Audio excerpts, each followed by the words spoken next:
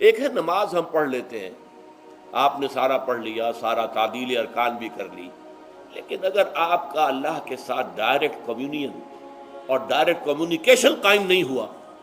تو نماز، جس کو کہ کہا گیا کہ الصلاۃ معراج المومنین، جو قرب حضور کو حاصل ہوا معراج میں، وہ ایک بندہ مومن دنیا میں رہتے ہوئے حاصل کر سکتا ہے نماز میں، اگر اس کی روح جو ہے واقعتاً ہم کا نام ہو رہی ہو الحمدللہ رب العالمین الرحمن الرحیم مالک یوم الدین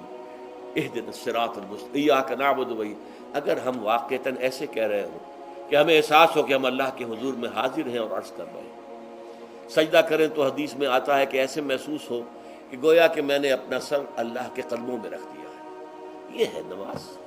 اب جو گفتگو ہو رہی ہے یہ ہم کلامی ہے، الصلاۃ معراج المومنین، اہل ایمان کے حق میں یہ نماز جو ہے یہ معراج کے درجے میں، لیکن یہ نماز کیسے نصیب ہوگی